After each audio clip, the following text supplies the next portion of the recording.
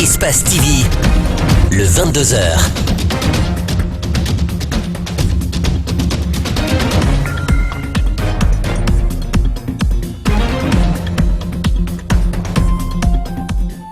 Bonsoir à tous. Au sommaire de ce journal, la capitale s'est réveillée ce matin sous les eaux.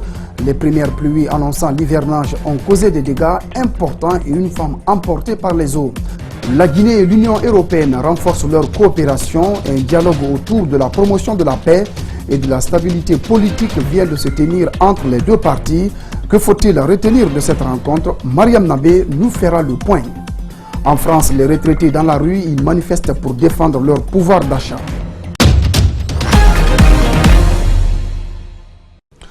Voilà pour les titres. Merci de nous rejoindre. Et oui, une nuit tragique. La capitale Conakry s'est réveillée sous les eaux ce matin. Une forte pluie qui s'est abattue a causé des dégâts matériels importants et une perte en vie humaine. Et il s'agit d'une femme emportée par les eaux de ruissellement. L'événement s'est produit aux environs de 3 heures du matin dans le quartier de Kobaya. La cause principale du débordement des eaux est liée à la mauvaise construction de la voirie urbaine. Le récit avec Kadia Diallo, Arseni Kamara. Il était 4 heures du matin lorsque le tragique événement s'opérait dans ce quartier de la banlieue de Conakry. Kobaya dans son entièreté s'est réveillé dans une angoisse. Loin d'être un fait nouveau, ce phénomène intense devient de plus en plus répétitif à chaque hivernage. Elles tentaient tous, elles étaient à deux, elles tentaient à ouvrir ici la porte. L'autre dame qui était par là, elle n'était pas ici, proche ici du portail.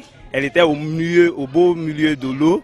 Donc, à ce moment, l'eau n'était pas venue, le mur n'était pas tombé. C'est quand elles sont restées là-bas, elles tentaient à ouvrir sur le portail. Le mur est tombé, l'eau est venue avec force.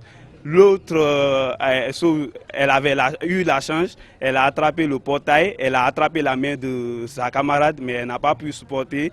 La forte pression des eaux a trouvé Aïssatou Diallo dans cette cour. Elle tentait d'offrir un passage aux eaux, le ruissellement, qui venait se heurter à ce mur lorsqu'elles furent brusquement emportées, elle et sa voisine, qui a réussi finalement à se sauver. Malheureusement, Aïssatou Diallo, elle, a été retrouvée morte dans le bas-fond. Parce que cette transversale a été réalisée par le groupe Gicopress. Mais il n'y a pas eu un grand fossé de canalisation. À mon avis, malgré que je ne suis pas un spécialiste en la matière, c'est-à-dire je ne suis pas un ingénieur des TP, mais je pense que le problème principal, la source principale de ces inondations dans ce quartier n'est autre que cette transversale qui a été réalisée ici. Maintenant, par le groupe Gicopress. Il y a de cela, je pense, 2 ou 3 ans. Cette voirie réalisée par le groupe Gicopress manque de canaux d'évacuation. Ici, les canaux sont orientés vers le quartier. En cas de pluie, les eaux n'ont qu'un seul choix: s'inviter dans les maisons. Ce trajet habituel connaît un obstacle. Le jaillissement des eaux avec une forte pression a détruit tout sur son passage. Des murs tombés, le contenu des maisons boueux. Tout ceci dû à l'amateurisme qui caractérise l'urbanisation. Aïssatou Diallo laisse derrière elle 3 enfants. Cette situation devait plutôt interpeller les autorités avant l'épisode pluvieux.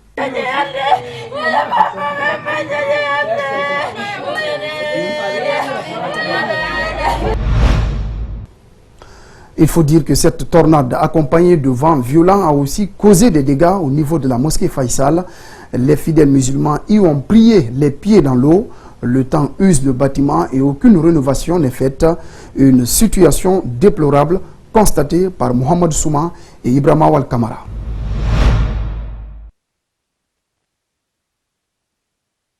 La mosquée Faisal, la plus grande de la Guinée.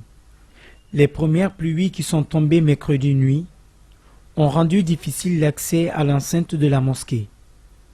À l'intérieur, plusieurs tapis sont retroussés pour ne pas être mouillés. La prière de l'aube a été sans doute effectuée dans l'eau. Le toit est complètement dégradé. Recueillir ces eaux ne semble pas résoudre la situation. Pas d'alternative.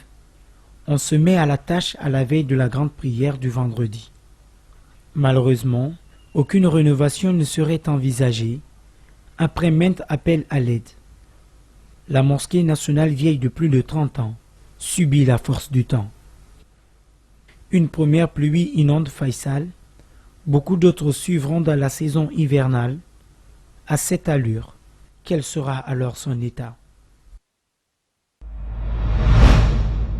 Voilà donc ce qu'on pouvait dire par rapport à ces premières pluies qui se sont abattues sur la capitale, causant des dégâts matériels et des victimes.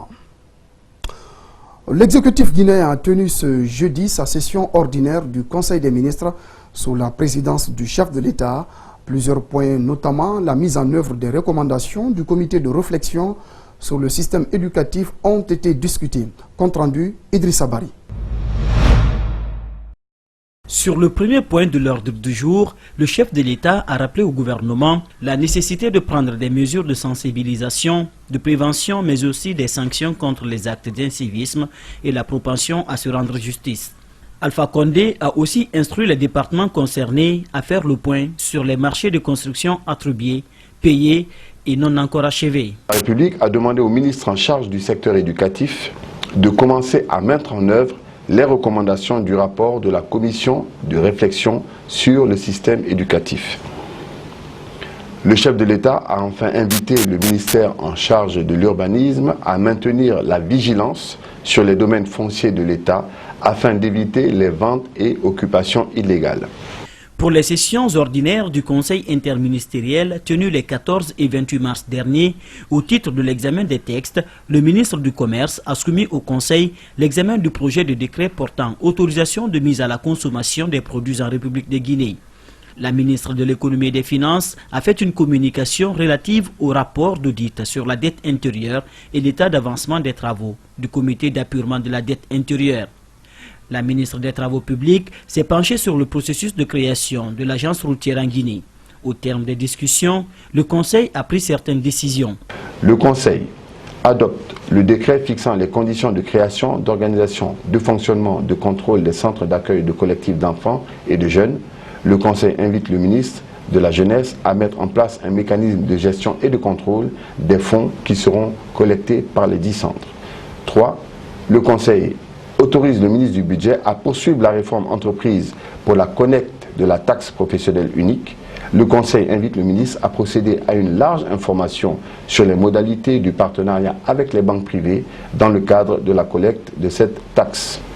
Dans les divers, le ministre des Mines et de la Géologie a informé le Conseil de la tenue de la 5e session du Conseil des ministres de l'Association des pays africains producteurs de diamants à Conakry les 4 et 5 avril prochains. Le Conseil a aussi été informé des missions de sensibilisation dans les préfectures par les ministres parrains à partir du 15 avril prochain. Et puis en plus bref, des travailleurs de la Sotragui ont manifesté ce jeudi au centre-ville de Kaloum. Ils réclament 3 mois de salaire et de meilleures conditions de travail. Ils ont été empêchés dans leur marche par la police. La Sotragui est plongée depuis plusieurs mois dans une crise sans précédent. Dialogue politique ce mercredi à Conakry entre l'Union européenne et la Guinée. En toile de fond, la promotion de la paix, de la sécurité et de la stabilité politique. Il faut dire que l'Union européenne est partenaire de la Guinée depuis de longues années. Une telle rencontre permet justement de renforcer la coopération entre les deux parties. Mariam Nabé, Yacouba Traoré.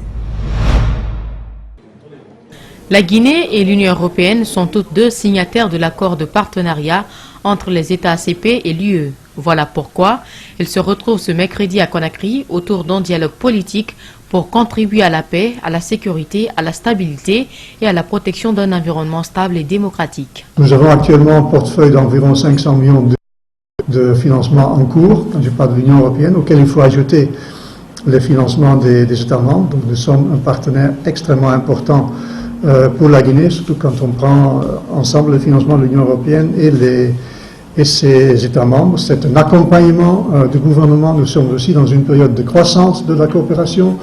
Les fonds du 10e Fonds européen de développement pour l'essentiel étaient débloqués fin 2013 et depuis 2014 nous œuvrons avec le gouvernement et notamment à travers le ministère de l'économie et des finances, ordonnateur national du FED, pour leur bonne mise en œuvre. Le dialogue politique est l'une des composantes de l'accord de Cotonou. En parallèle, on a travaillé sur la mise en œuvre et la définition de nouveaux projets au titre du 11e Fonds européen de développement, et en même temps qu'il y a d'autres instruments qui s'ouvrent à la Guinée, comme des financements de la Banque européenne d'investissement, notamment dans le secteur de l'énergie, et la facilité d'investissement pour l'Afrique, où la Guinée va aussi bénéficier de financement, et aussi avec son éligibilité récente au fonds fiduciaire d'urgence pour la stabilité et la lutte contre les causes profondes de la migration en Afrique. La Guinée et l'Union européenne ont des intérêts et préoccupations en commun. C'est pourquoi d'ailleurs elles coopèrent depuis de longues années. L'Union européenne est non seulement notre partenaire en Guinée, mais aussi aujourd'hui en Afrique. Il y a un grand élan de coopération Union européenne, Union africaine. Ce qu'il faut saluer surtout, c'est depuis les années 2005-2006, je crois, c'est le retour à la normalité des relations de partenariat entre l'Union européenne et la République de Guinée. Les aspects économiques, politiques, de coopération et commerciaux ont été également au cœur de cette rencontre. Coopération encore 9 mois après le renouvellement des relations diplomatiques entre la Guinée et Israël. L'ambassadeur itinérant d'Israël en visite à Conakry a conféré avec la presse. Au menu de la rencontre, le renforcement de la coopération économique entre Conakry et Tel Aviv. Compte rendu Alpha Omar Baldé, Mamadou Aliouba. L'Israël souhaite accompagner le développement durable de la Guinée dans plusieurs secteurs, dont entre autres la santé, l'agriculture, l'eau et la télécommunication. Mais selon Paul Hirschon, tout cela ne peut être possible sans une bonne coopération économique entre les deux pays. Je pense que nous pouvons développer beaucoup. C'est les relations économiques, le partenariat économique commercial entre Israël et Guinée, et entre Israël et tout le pays qui mon ambassade est responsable pour ces relations. Il n'y a pas suffisamment, mais nous avons quelques expériences, quelques technologies qui sont très très relevantes. Par exemple, le sujet de l'eau, d'agriculture, de sécurité, de télécommunications. L'agriculture est un secteur très développé en Israël. Ce pays du Moyen-Orient a su relever ce défi en créant le système d'irrigation goutte à goutte avec exclusivement de l'eau recyclée. Une expertise qu'il désire mettre à la disposition de la Guinée. J'ai rencontré avec le ministre de l'Agriculture. Nous avons d'accord d'établir quelques programmes pour la formation. Je crois que les focus, la majorité de ce cours, c'est dans le secteur de l'agriculture. C'est un secteur que nous comprenons très bien. Nous avons beaucoup d'expérience et il y a aussi besoin de développement dans ce sujet. Ambassadeur itinérant de l'Israël dans 6 pays d'Afrique, dont le Sénégal, la Guinée-Bissau, la Sierra Leone, la Gambie, le Cap-Vert et la Guinée, Paul Hirschon compte sur l'implication du gouvernement et des hommes d'affaires guinéens pour la mise en œuvre de ce projet qui est à ses yeux une alternative pour un futur commun. La Guinée vient d'être désignée État pilote du groupe consultatif international de la FITI, une procédure qui vise à renforcer les capacités du gouvernement dans le secteur de la pêche. Explication d'Ibriba Aboukorea Kourouma. Adhérer à l'initiative pour la transparence dans le secteur de la pêche, les spécialistes certifieront que c'est une avancée majeure. Pourtant, cette procédure d'adhésion devra minutieusement être examinée, surtout quand on sait que la pêche reste un grand atout pour l'économie nationale. Cet élan doit forcément suivre un engagement officiel du chef de l'État. Je vous dis que, actuellement, il y a des gros efforts qui sont faits parce que nous sommes fiers de quelque chose. Quand un ministre doit faire quelque chose, il faut qu'il... Attention, non, je suis surveillé. Donc, est-ce que M. Kabaou, est-ce que le repas, etc., c'est important, c'est un pas de plus. Parce que nous avons des moyens de communication. Si, sur le plan national, on ne nous écoute pas, on exporte, et de l'extérieur importe directement vers la Guinée, là où l'information doit tomber, et surtout à corriger. Avec FITI, je pense que ça va aller. La FITI, Fishery Transparency International, va également obéir à la démarche qui consiste à sensibiliser les communautés, c'est-à-dire les pêcheurs artisanaux qui actuellement éprouvent le besoin pour intégrer cette initiative. Les engagements, ça serait d'accompagner notre pays dans la traçabilité de toutes les informations et de toutes les données concernant le secteur, pour qu'on puisse effectivement démontrer quel est l'impact réel de l'exploitation des ressources halieutiques sur l'économie de notre pays. Parce que jusqu'à maintenant, certains disent que c'est 10% des ressources de l'État, 15%, 30%, ainsi de suite. Donc, il n'y a pas d'identification claire de l'impact des ressources provenant du secteur de la pêche sur l'économie nationale. Le salut est porté sur l'initiative pour la transparence dans le secteur de la pêche par le ministre Loua. Il envisage même, dans les jours à venir, de déposer à Sékou Touréa un avant-projet de décret pour la dite initiative. Dans l'actualité encore, au terme de plusieurs séances de travail, la mission de la BAD, Banque africaine de développement, et les autorités guinéennes sont parvenues à des conclusions fructueuses portant sur plusieurs secteurs. Mamadou Sadio Baldé, Abou Korea Kourma nous signe le reportage. La mission s'est effectuée autour de deux volets. Un entretien avec les autorités de tous les secteurs porteurs de croissance et une visite de terrain. La société civile et le privé ont été associés aux travaux. Le chef de la mission a noté la volonté du gouvernement, le président de la République en tête, d'amorcer un réel décollage économique. Des domaines prioritaires ont retenu l'attention des acteurs. Qu'il y ait de la transformation de cette agriculture, qu'il y ait de la valeur ajoutée et que de consommateurs, la Guinée, d'importateurs, la Guinée puisse devenir exportateur. Il a parlé de l'énergie qui est très très importante, autant pour son excellence que pour la banque. Et donc nous avons eu le plaisir de nous déplacer pour voir les deux barrages, celui de Kaleta et Swapiti. Des éclaircissements nous ont été donnés et nous avons été très satisfaits de la tournure des choses. La page du développement sur la base de l'offre est tournée. Désormais, tout apport extérieur va tenir compte de la demande, explique la ministre du Plan et de la Coopération internationale. Il revient au gouvernement guinéen d'identifier les besoins et les soumettre aux partenaires. Je suis contente de constater qu'ils n'ont pas vu que les belles choses de la Guinée. Ils ont vraiment touché les problèmes du doigt avec les différents interlocuteurs. Ils vont partir d'ici très au fait des problèmes et des défis dont on doit faire face. Et cela, c'est l'objectif de la mission et je pense que c'est un objectif pleinement atteint. Je voudrais tout simplement leur dire, soyez notre porte-parole au sein du conseil d'administration de la banque. Il est évident, note le chef de la mission, que la Guinée regorge des potentialités pour un véritable développement, mais il n'en demeure pas moins que le pays traîne un handicap majeur pour réellement profiter de ses atouts, enchaîne Kani Diallo. Un rapport fidèle retraçant le séjour de la mission sera fait dans les jours à venir. Les acteurs du secteur minier sont en conclave à Kindia. Objectif à procéder à la mise en place des cadres de concertation pour la mobilisation et la gestion des revenus miniers. Compte rendu, Mohamed Valek Touré. Scandale géologique, comme on le surnomme, la Guinée ne profite pas suffisamment des revenus miniers comme l'auraient souhaité les populations et les autorités.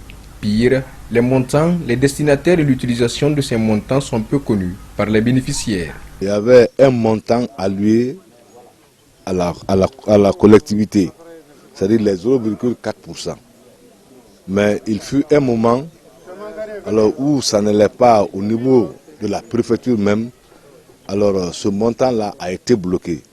Cette rencontre axée sur le plaidoyer pour la mise en place des cadres de concertation pour la mobilisation et la gestion des revenus dans les localités minières vient corriger cette situation. Nous avons estimé qu'il est opportun et important maintenant qu'on ait un cadre de rencontre, de plaidoyer, pour que finalement, qu'on sache quels sont les montants qui ont été payés dans les localités minières. Comment ils ont été payés, à qui ils ont été payés, quand ils ont été payés. lorsque nous avons ces informations aussi de base, après que les membres de ce même cadre de concertation suivent, plaident l'utilisation de ces montants. Les sujets liés notamment à l'approche du statut du cadre de concertation de règlement antérieur, les domaines de compétences, les textes sur les revenus miniers ainsi que la présence du plan de développement local sont évoqués. Les échanges qu'on aura pendant ces 2 jours permettront de donner des orientations et des pistes qui pourront nous dire demain comment nous allons nous positionner par rapport à la suite de cet atelier. Avec l'installation du cadre de concertation à tous les niveaux, la gestion des revenus miniers, les impôts et autres taxes pourrait connaître beaucoup plus de transparence, mais cela dépendra aussi de la valeur des hommes qui composent ces cadres de concertation. Justice, une délégation de la CPI a été reçue cet après-midi par le ministre de la Justice. Il a été question du dossier du 28 septembre. Je vous propose de suivre Maître Cheikh Sako et ses hôtes au micro de Djibril Ba. J'entends dire que la CPI va récupérer ce dossier. Il faut que chacun garde son sang-froid, laisser la justice guinéenne travailler dans l'harmonie, dans la tranquillité et dans le professionnalisme et dans le respect strict de la procédure et du droit. Voilà. J'ai remercié donc les experts de la CPI. Ils nous font confiance, c'est pourquoi ils sont là. Et je pense que la suite va prouver le reste. Ce qu'on fait, c'est accompagner les autorités guinéennes à mener une enquête judiciaire qui est entièrement nationale. Donc ça, c'est notre 14e visite en Guinée. On le fait régulièrement et on est jusque-là assez satisfait de certains actes d'enquête importants qui ont été posés par les autorités guinéennes, qui nous mènent à penser que la procédure sera achevée dans un délai raisonnable. Et comme je vous dis, pour l'instant, c'est une instruction nationale et donc on n'a pas de mots en particulier à dire là-dessus. Le ministre de la Culture, des Sports et du Patrimoine historique, en collaboration avec l'ambassade des États-Unis, a procédé mercredi à l'exposition des fouilles archéologiques effectuées à Rio Pongo, dans la région de Bokeh. Une fouille qui est d'une importance capitale car elle révèle à la face du monde que l'esclavage a bel et bien continué en Guinée après son abolition en Europe et aux États-Unis. Le ministre de l'Enseignement supérieur et de la Recherche scientifique promet d'instaurer dans les années à venir une branche d'archéologie et d'anthropologie pour préserver le patrimoine historique guinéen. Arsène Bari, Malik Sandiana Kamara. Pendant 3 ans, Kelly Goldberg et son équipe ont mené des fouilles dans la préfecture de Boufa, notamment dans les sites de Bangala, Sania, Farenia et Gambia. Elle découvre des céramiques, des verres cassés et des bouteilles en plus des morceaux de construction qui datent du 19e siècle. Cette découverte va changer l'histoire concernant l'esclavage en Guinée. Cette recherche nous montre que même après que l'esclavage s'était interdit ici, les gens ont continué à habiter ici et vendre les esclaves. Donc ça nous montre que la période a continué pour beaucoup de temps et ça contredit un peu l'histoire ancienne qu'on a pensée ici. Si cette fouille est importante pour la Guinée, qui sont toujours à la quête de leur histoire, souligne l'ambassadeur des États-Unis. Il y a les milliers de Guinéens aux États-Unis, même les gens qui ne sachent pas qu'ils sont des Guinéens. Mais avec ces projets, il y a plus d'informations. Ils peuvent mieux comprendre quelles sont leurs origines. Et ils peuvent même, et on a vu récemment, il y a le trafic de touristes américains, de communautés afro-américaines qui veulent visiter les lieux. La Guinée est riche en sites touristiques et en vestiges. Malheureusement, ils disparaissent à petit feu, faute d'exploration et d'entretien. Pour y faire face, le ministère de l'Enseignement supérieur et de la Recherche scientifique, en collaboration avec celui du patrimoine historique, propose d'instaurer une branche archéologie et anthropologie à l'université. Si on n'y prête pas attention, on risque d'effacer une partie de notre propre histoire. Et il m'a aussi conseillé, en tant que ministre de l'Enseignement supérieur et de la Recherche scientifique, de mettre en place rapidement une chaire d'archéologie. Et ce travail est en train d'être fait en collaboration avec le ministère de la Culture, parce que nous sommes obligés de travailler ensemble pour que cette initiative voit le jour. Et j'espère dès la rentrée prochaine que nous aurons cette chaire d'archéologie et d'anthropologie. Siaka Bari a quant à lui promis d'accompagner désormais ces genres d'initiatives pour la reconstitution du passé. Conférence de presse des centres d'information de proximité. Il s'agit de tirer le bilan de ces centres après 2 ans d'activité sur le terrain. D'après ce qui ressort, le bilan est mitigé.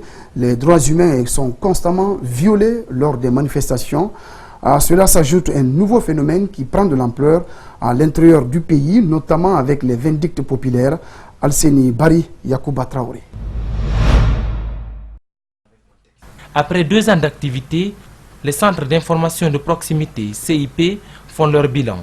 Si la Guinée est en proie à des violences lors des manifestations, qui se soldent toujours par de morts, de blessés et de dégâts matériels, les gestionnaires des centres disent avoir joué leur partition, notamment dans la sensibilisation et la promotion de la démocratie. Nous avons apporté notre contribution au réveil et à l'accès à l'information pour les citoyens, l'accès à la justice. Nous avons donné un accompagnement à plusieurs populations, qu'elles soient analphabètes ou lettrées, par rapport à l'accès aux droits, à la consolidation de la paix, mais aussi à la citoyenneté. Les vindictes populaires, le lynchage sont récurrents à l'intérieur du pays. S'il s'agit de faire donc la promotion de la démocratie et des droits humains, l'intérieur du pays n'est pas à exclure, indique Ousmane Ibrahim, coordonnateur des CIP. C'est pourquoi des activités ont été déjà menées à Kankan, Labé et ailleurs. Je vous donne l'exemple sur Kankan où il y avait des groupes dissidents pendant les élections ou pendant les mouvements politiques. Nos animateurs ont pu, à travers les sensibilisations, leur faire comprendre que être dans des partis différents ne signifie pas s'opposer ou se faire de la guerre. Donc nous avons fait ces cas et il y a des cas quand même de conflits que nous avons pu maîtriser à travers certaines de nos activités avec les animateurs sur le terrain. Le code guinéen est riche, mais force est de reconnaître que la vulgarisation des textes de loi manque, un énorme déficit pour le pays. La société Vivo Énergie continue de faire la joie de ses clients. Ce jeudi, elle a offert des cadeaux composés de smartphones, tablettes ou encore des cartes Liberta à des clients. Abdourahmane Ba, Arseni Kamara. Des smartphones, des tablettes et des cartes Liberta, voici le lot que propose la société Vivo Énergie à ses fidèles clients. Après plusieurs tirages opérés dans les stations Shell, la société propose une offre spéciale dans ses locaux pour, dit-elle, encourager la fidélité de sa clientèle. Mais déjà la satisfaction de nos clients, c'est ça notre but premier, continuer toujours à accompagner nos clients, à être à leur côté, à être à leur écoute. Il y a des cartes comme les cartes que nous avons ici qui sont disponibles en station. À l'achat du carburant, le client gratte la carte et il y a des lots qui sont disponibles en station. Après un certain nombre de cartes accumulées, la personne passe au tirage du gros lot, c'est ce que nous avons effectué ce soir. 24 cartes Liberta, 6 smartphones et une tablette sont les cadeaux offerts par la société à ses clients. Parmi les gagnants, ce conducteur de voiture. Je suis très content parce que on m'avait donné un rendez-vous d'abord, j'étais découragé. J'ai gagné la carte, j'étais un peu découragé j'avais même commencé à mettre un numéro de téléphone derrière la carte. Vivo Énergie, vraiment, c'est un bon société. C'est un bon société parce que ça là, depuis que je suis né, je n'ai jamais acheté vraiment un téléphone comme ça qui coûte au moins 800 000. La promo grattée et gagnée est lancée depuis le 7 mars et va se poursuivre jusqu'au 7 avril prochain. Voilà, c'était l'essentiel des infos. Merci de votre attention. L'info continue sur notre site espacetvguinée.info. Excellente soirée en compagnie de nos programmes.